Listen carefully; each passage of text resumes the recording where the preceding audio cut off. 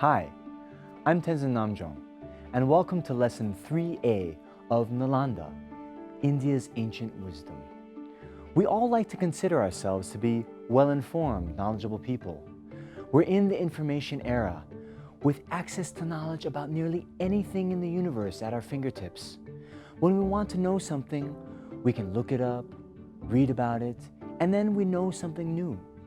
Or we might learn about something in a class, read it in the news, or hear it from a friend, and then the knowledge is ours.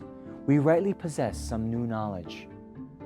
But if we begin to dig deeper and ask what we mean when we say we possess knowledge or know something, it gets a bit tricky. Do we truly know, truly understand and realize everything that we read or hear about? Is simply hearing from the experts enough to say that we know something? Is there collective knowledge? Can we know things simply by cultural osmosis?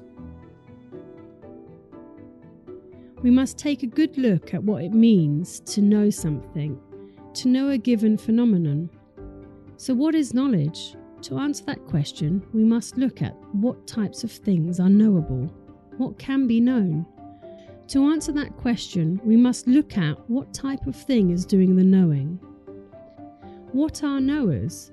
These three questions are intimately related, and so discussion of one will cross over into a discussion of the others.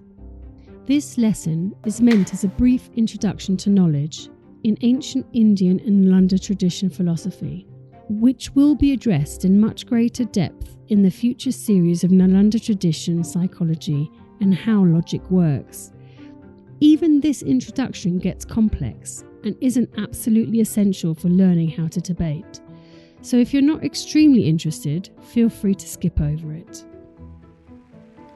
Okay, for the brave who are sticking around to give it a shot, let's start with the question of what can be known. Anything which exists is knowable. This is simply a logical necessity. If you try to prove the existence of something which is not known by any person or observer, you get into trouble pretty quickly. Let's just say, for example, there's an atom of selenium out in Andromeda Galaxy that no living being has ever observed. It exists, but no one perceives it. It doesn't appear to the mind of any observer. So then someone can start to probe a bit. So this Andromedan selenium atom, you say it exists. You say it exists without being observed, right? So then no one is observing it. Then no one knows of its existence. Then no one is proving its existence. Because, without going beyond common sense, if you can prove its existence, you must know it exists, right? Then we're not sitting here with you proving its existence to me. So you see, we end up falling into some absurd consequences right away. But maybe you come back and say no.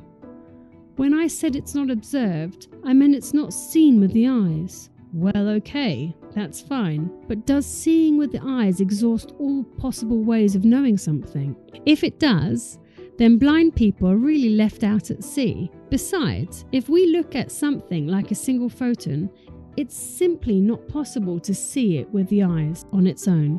It doesn't have the ability to bring a photoreceptor in the eye to the necessary threshold needed to fire and register as perceptible light.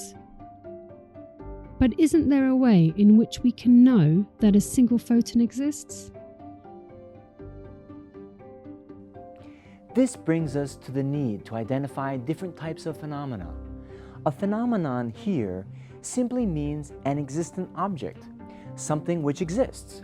It's a knowable object, something which is observed by a reliable observer, by a valid mind. There are three categories of phenomena: manifest phenomena, slightly hidden phenomena, and extremely hidden phenomena. All coarse material forms are of this nature. This includes visual forms, sounds, smells, tastes, and tactile objects. Coarse levels of mind are like this as well. A strong emotion like furious anger is perceived directly. Just from its arising, we know that we're angry. Besides some basic degree of introspection and emotional self-awareness, no extra reasoning or reflection is needed. We don't need to rely on any other information to prove that the anger exists or to prove that the colors of a rainbow exist. We just see them. This is the nature of manifest phenomena. We'll continue on with hidden phenomena in the next lesson.